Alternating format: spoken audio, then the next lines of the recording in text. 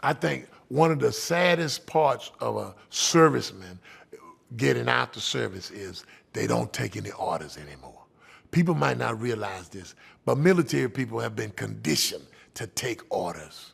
And it's almost like when you get your discharge papers, you are even asking the last time, are there any orders?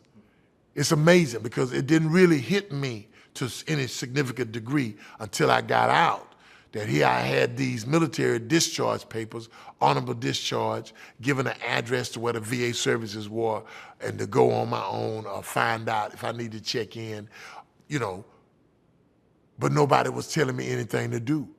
And that was probably one of the most depressive periods in my life. And I think a lot of soldiers might not ever admit that as honestly as they need to, but we kind of look for more orders. And so there I was coming home, and at this time, my grandmother, who had had experience with my father, who was in the Army, who was a Korean veteran, who had had problems in the service, and they didn't even have those kind of support bases. And she took care of my father, got him stabilized, and made sure he understood that the support base was at the family first.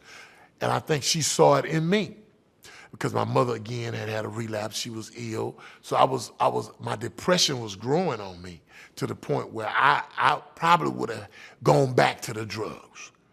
I probably would have gone back to the streets, so to speak, was where I came from. And at that point, my grandmother, one Wednesday, with a cane, she was 81 at the time, took me to the local church around the corner where I came up as a child. I hadn't been there in years.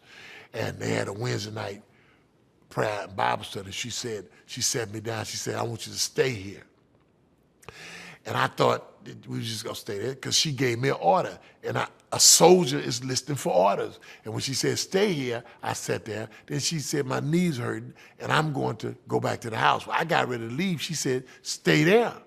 And when she said, stay there, I just kind of looked puzzled, but I still was following orders.